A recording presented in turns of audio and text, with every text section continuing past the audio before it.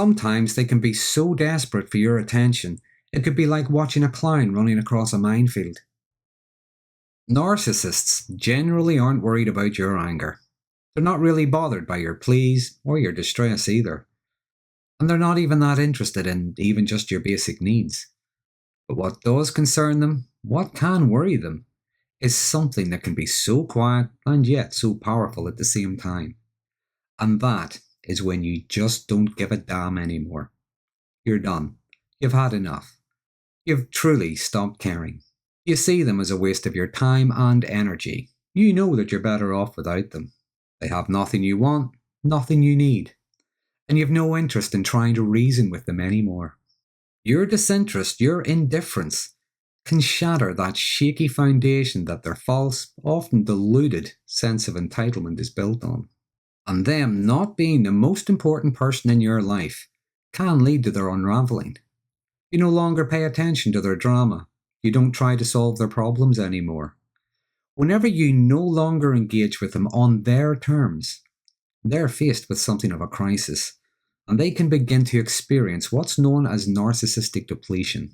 Your not being interested can be worse than any attack or insult, because they feel irrelevant to you. Because the thing is, despite their arrogance and their sense of superiority, narcissists need other people to prop up their false and fragile sense of self. They need others to admire, envy, and validate them to feel any sense of worth. And this is usually referred to as narcissistic supply. But even if they can't get positive attention, well, they'll settle for negative attention. For instance, those times when you were angry, well, they felt they had control over your emotions. When you were sad, disappointed, or frightened, they felt powerful because they could affect you. And you tied yourself up in knots trying to get them to understand the pain they were causing. Well, every reaction, every engagement was supply. You were feeding them. Every argument, every time you tried to reassure them, your frustration, your pleading, even your misery, showed them they were important, relevant, and powerful. And when that stops, they start to fall apart. They can't push any more buttons to elicit a reaction or pull any more strings to manipulate you. Your lack of emotional engagement is crushing for them. Now the thing is, indifference isn't just about giving the silent treatment. Even though a narcissist might accuse you of that because, well, that's probably what they would do in order to punish you. But it isn't pretending you don't care either. This is something different. It's like there's an internal shift. You now have clarity. You see them for what they really are. And they can't bait you anymore with false promises. They can't get a rise out of you with their little digs or their cruel humour. And they have lied, criticised, sabotaged, or rejected you for the last time. And their best efforts to provoke, trigger, or even flatter you are just met with calm dismissal. You've no time for their nonsensical logic or their circular reasoning. You see their chaos and drama as pointless. You've no interest in anything they have to say. You don't care where they are or what they're doing, or even who they're doing it with.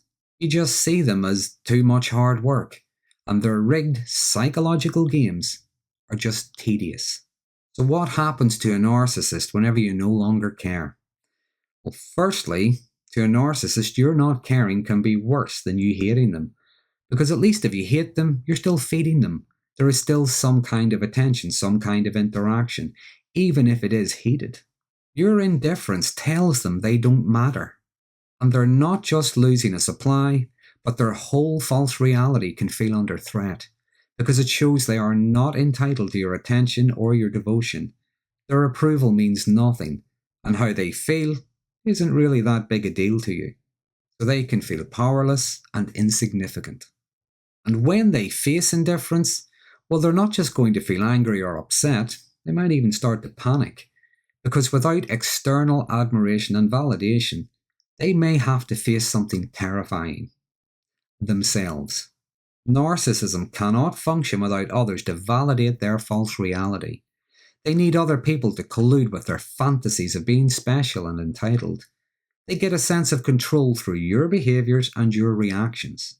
Whenever you stop reacting, you're showing them they have no influence over you.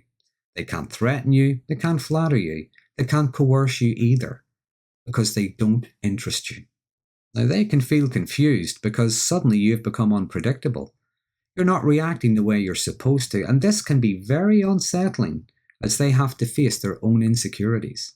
But they may also have to face the consequences of their actions, and this can bring up feelings of shame and inadequacy. And your calmness to their drama doesn't just tell them that you don't care. To a narcissist, it could feel as if they're not worth caring about. And this is something they've been fighting against for as long as they can remember, in the most maladaptive ways. Their whole sense of self is dependent on you and others thinking highly of them, envying them, and not getting any attention, especially from someone who was maybe once their main supply. Well, that can reinforce that fear of unworthiness. Their psychological defenses begin to crumble. Emotionally, they can begin to collapse. They can become desperate, even chaotic, because not only do their usual manipulation tactics not work, neither do any of the new ones they've tried to think up.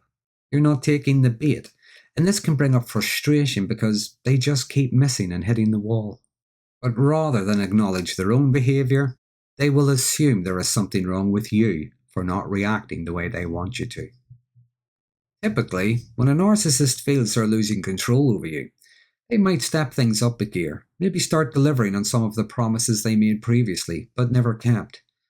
They begin what's known as hoovering. This is trying to suck you back into their orbit. So there could be desperate apologies, declarations of love and devotion. There could be promises of change, promises of a wonderful future together. There could be promises of expensive gifts. But these promises aren't really about love or genuine remorse for how they treated you. They're more about them fearing having to face their own shame, the loss of control, and the loss of supply. Now, in some cases, they might even fake some kind of a crisis to try and get some kind of sympathy or concern. Or they could tug on your heartstrings. They could ask questions like, "Oh my goodness, where did it all go wrong?" Even though you probably told them 1,000 times. They could be trying to remind you of all the good times, never mentioning the bad.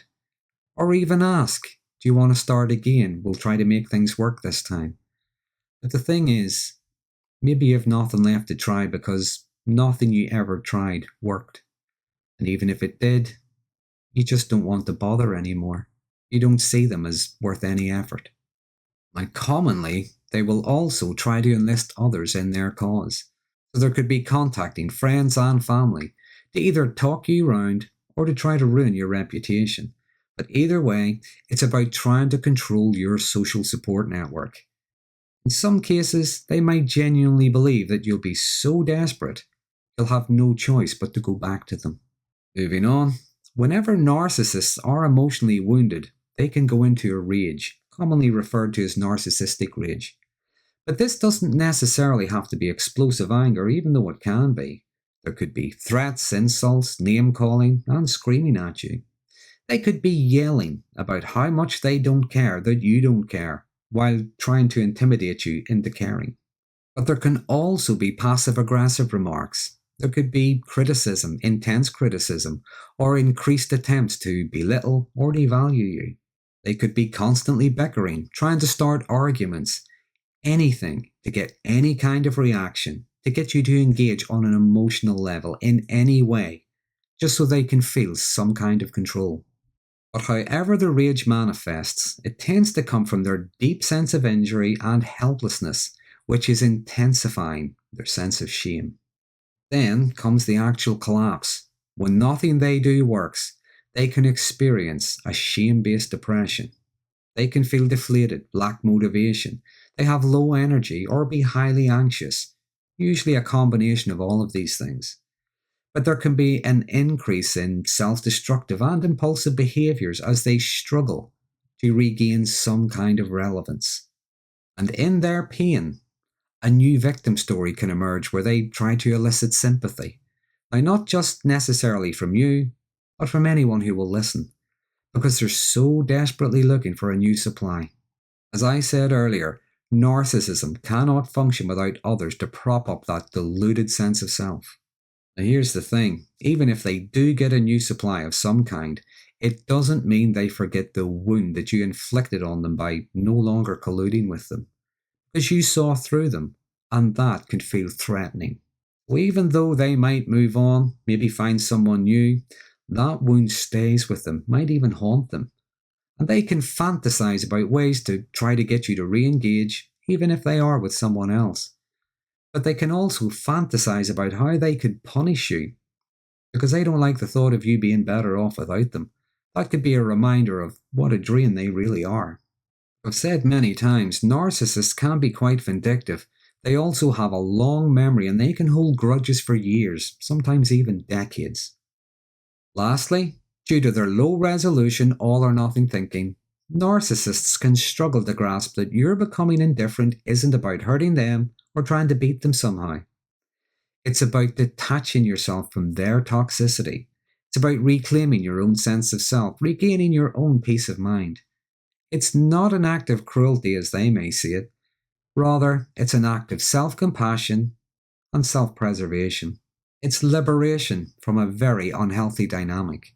And the way they crumble whenever you stop caring shows how, in spite of their behaviour, right from the very beginning, they needed you more than you needed them. Now, the journey to indifference isn't always an easy one. It's not just the flick of a switch. It tends to come from clarity, but clarity that comes after experiencing a lot of pain and confusion. It's realizing you are not responsible for their feelings. You're not responsible for managing their triggers for them.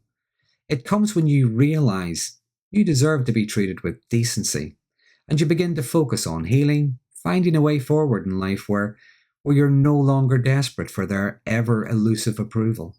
It's when you stop being a supporting cast member in their constant drama and instead become the protagonist of your own story. And as I often say, seeing a counsellor can be a good place to start this journey. But if there's anything that you've found helpful in your recovery, anything you find useful to help you move forward, to maybe become indifferent towards a narcissistic person, well, if you feel comfortable enough, please share it in the comments section. Because remember, someone reading it might benefit from your wisdom and your experience. I'm Darren Magee, and if you found this topic to be interesting, please consider subscribing to my channel. And until next time, thanks for watching.